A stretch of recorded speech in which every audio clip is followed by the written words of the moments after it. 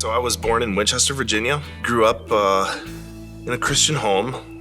We went to church on Sundays, and as I got older, I kind of fell from that. I was in concert choir, I was a baseball player, so I got made fun of a lot by my buddies because here I was, the athletic guy, but yet I was singing on stage with people in concert choir. And by the time I was 20, I started up my own company for roofing, siding, gutters, and so I moved to Minnesota. Here I am, a 21-year-old kid making the crazy amounts of money that I was making. I had my own home at 21. Started to just really show off, and my ego and my pride really started to grow at that point.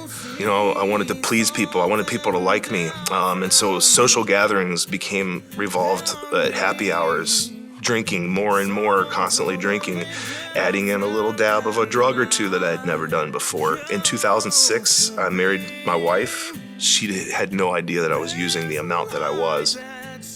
Got so bad to the point where here we were maybe 6 months married, and she was leaving me because she found out I was using all these drugs. And it was there that I think God really showed himself to me for the very first time, and where I believed that God was real. Here I'm shooting up, and I'm drinking, and I'm snorting cocaine in the morning, and I don't remember anything until later that evening. I wake up in a pool of vomit and had blood coming out of the back of my head. But I remember pulling myself up. I pulled my elbows up to the vanity countertop, and I looked in the mirror, and I'm like, God, if you're real, like I need your help. I can't do this anymore. Desperate and broken, my knees hit the floor. And at that exact minute, my wife, Brittany, texted me, and on the text it said, Jason, I still love you, and I can get you into rehab tomorrow. Will you go? And I remember just breaking down crying, and I'm like, man, she still loves me, thank God, and God might be real. There's no way that's a coincidence that happened at that exact moment. And so I had been sober off and on for years, so on and so forth. In 2017, in March, I had a shoulder surgery, and they give you pills, and then I get home and I start craving alcohol. It's like it turns that switch on again. The doctors cut me off, and then I end up running into a drug dealer that I hadn't seen in 10 years.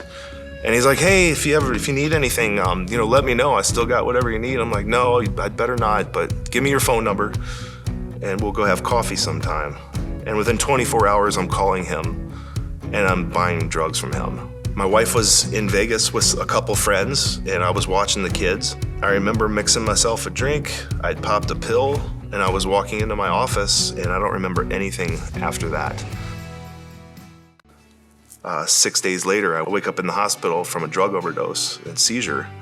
All this is just all new news to Brittany. She had no idea. She had no idea that any of this was happening. She's trying to get back from Vegas to be with me, and she's angry and hurt and just completely baffled. They told my wife when she got back that they didn't expect me to make it very long. If I was to wake up, that there would be significant brain damage. So I woke up on that 6th day, and I couldn't move my right arm the first day, to within 24 hours I'm walking, and then within 3 days I'm doing box jumps and physical therapy. So the recovery that I had was, the doctors just couldn't believe it.